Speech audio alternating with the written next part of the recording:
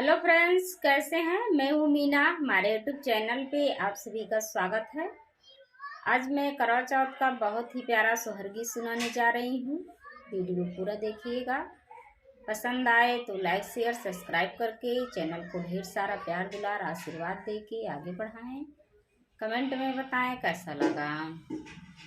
चिट्ठिया ही लिखली है बेटी ते दीहा मोरी, माया के दीहा मोरी, माया के हो। माया आई गाए कार्तिक माँ, हिनवा माहू व्रत रहब करवा चौथ, भूखब करवा चौथ मुखबाई हो।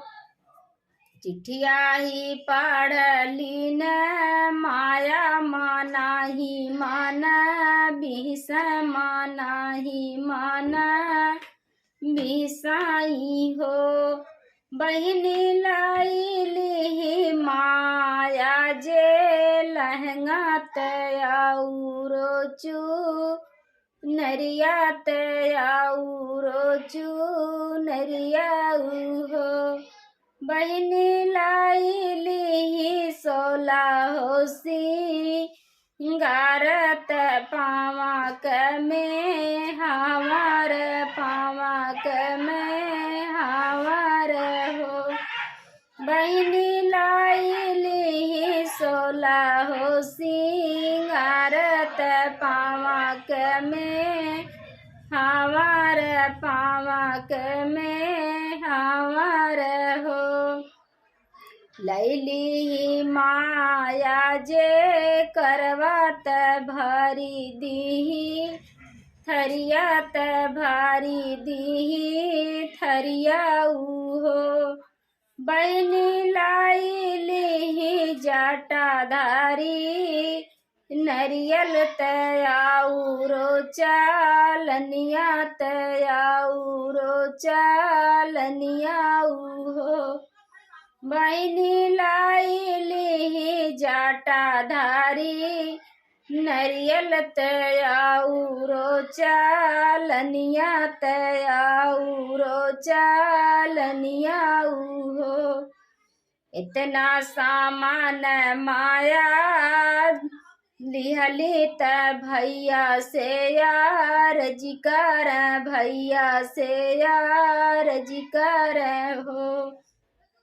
बेटा चली जाता बाहिनी के देश, बाहिनी व्रत रही है हो।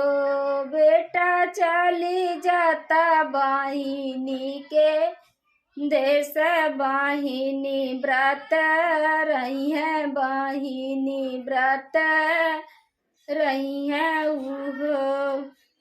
घोड़े पे सवार भाई भैया त बहिनी के देश पहुँचे, बहिनी के देश पहुँचे हो।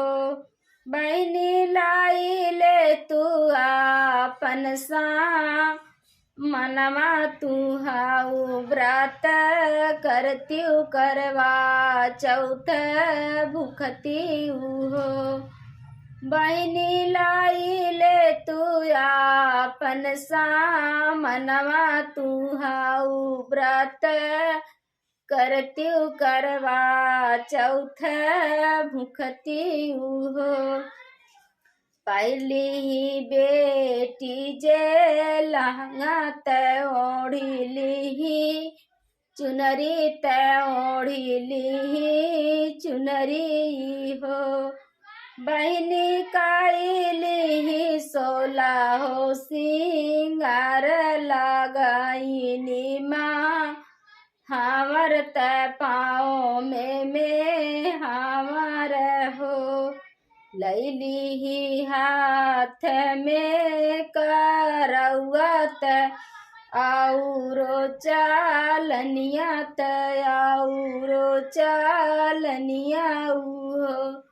लैली हाथ में करौत आउरो चा लनिया तयाउरो चालनिया हो। बहनी लाई ली हाथ में लनिया सुहाग व्रत मांग सुहाग व्रत करई हो।